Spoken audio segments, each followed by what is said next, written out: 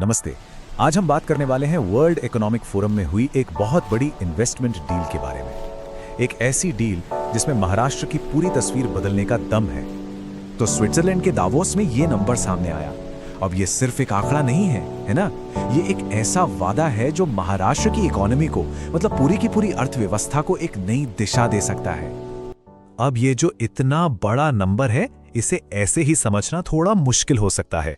तो चलिए इससे थोड़ा ब्रेक डाउन करते हैं और देखते हैं कि असल में महाराष्ट्र के लिए इसका मतलब क्या है। तो चलिए इस 50 बिलियन डॉलर के वादे की तह तक चलते हैं। देखते हैं कि आखिर ये इतना बड़ा इन्वेस्टमेंट जा कहां रहा है। वर्ल्ड इकोनॉमिक फोरम जैसे बड़े ग्लोबल स्टेज पर महाराष्ट्र के विकास के लिए कई इन्वेस्टमेंट डील्स पर साइन हुए। इन्हें कहते हैं एमओयू, और ये दिखाता है कि दुनिया भर की बड़ी बड़ी कंपनियों की नजर महाराष्ट्र पर है। तो सवाल उठता है कि ये एमओयू होता क्या है। देखिए, आसान भाषा में समझें तो ये सरकार और कंपनियों के बीच एक पक्का वादा है कि हाँ, हम साथ मिलकर डेवलपमेंट प्रोजेक्ट्स पर काम करेंगे। और एक बात और, ये पैसा ऐसे ही कहीं भी नहीं लगाया जा रहा है। इसका फोकस कुछ खास इलाकों पर है, जैसे मुंबई, एमएमआर, पुणे और नागपुर, मतलब उन जगहों पर जो पहले से ही इकोनॉमिक पावर हाउस हैं, ताकि ग्रोथ का असर पूरे राज्यों पर दिखे। अच्छा, तो अब देखते हैं कि वो कौन से बड़े नाम हैं, कौन सी बड़ी कंपनियां हैं जो महाराष्ट्र के फ्यूचर पर इतना बड़ा दांव लगा रही हैं। इस लिस्ट पर नजर डालें तो इसमें जापान की सुमितोमो रियल्टी जैसी कंपनी है, तो वहीं भारत की रहेजा कॉर्प, अडानी ग्रुप और लोढ़ा डेवलपर्स भी हैं।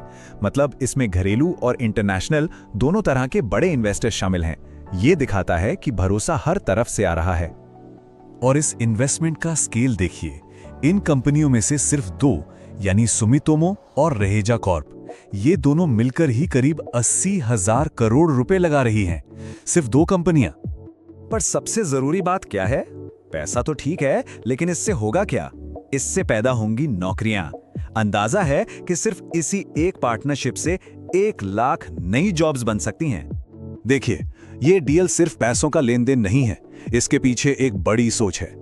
बात हो रही है नॉलेज शेयरिंग की, लो कार्बन प्लांट्स बनाने की टेक्नोलॉजी की, या फिर सस्टेनेबल शहरी ट्रांसपोर्ट सिस्टम डेवलप करने की। जापान, सिंगापुर, जर्मनी, यूके जैसे देशों की एजेंसियां भी इसमें शामिल हैं। चलिए अब आते हैं इस पूरी डील के शायद सबसे बड़े और गेम चेंजिंग प्रोजेक्ट पर। यह एक ऐसा प्रोजेक्ट है जिसके बारे में जानना बहुत जरूरी है। इस प्रोजेक्ट को समझने से पहले 1 मिनट रुककर यह समझ लेते हैं कि आखिर ये डेटा सेंटर्स होता क्या है। सोचिए, अगर इंटरनेट एक बहुत बड़ी लाइब्रेरी है, तो डेटा सेंटर्स वो विशाल सिक्योर बिल्डिंग्स हैं जहां सारी किताबें, सारी जानकारी रखी जाती हैं। ये हमारी डिजिटल दुनिया की रीढ़ की हड्डी हैं। तो हो ये रहा है कि भारत की ही कंपनी लोढ़ा डेवलपर्स करीब 1 लाख करोड़ रुपए इन्वेस्ट कर रही हैं। किस लिए? डोंबिवली के पास एक बहुत बड़ा डेटा सेंटर पार्क बनाने के लिए। और इसकी कैपेसिटी, मतलब क्षमता, सच में हैरान करने वाली है। 2.5 गीगावाट। ये नंबर दिखाता है कि कितने बड़े पैमाने पर डिजिटल इंफ्रास्ट्रक्चर तैयार किया जा रहा है। और फिर वही बात, ये सिर्फ टेक्नोलॉजी की बात नहीं है। इस अकेले प्रोजेक्ट से, सोचिए, सिर्फ एक प्रोजेक्ट से 1.5 लाख नई जॉब्स पैदा होने की उम्मीद है। ये बहुत बड़ा आंकड़ा है। अब वो जो 2.5 गीगावाट की बात हुई, उससे पर्सपेक्टिव में रखने के लिए ये लाइन देखिए। इतनी बिजली कि एक पूरा शहर रोशन हो जाए। इससे अंदाजा लगता है कि ये प्रोजेक्ट एनर्जी के मामले में कितना विशाल है। तो ये सब मिलकर एक बड़ी तस्वीर बनाते हैं, महाराष्ट्र का $1 ट्रिलियन का सपना। आइए देखते हैं कि ये सब उस सपने को कैसे पूरा करेगा। देखिए, ये जो नया इन्वेस्टमेंट आ रहा है, ये एक बहुत मजबूत बुनियाद पर आ रहा है।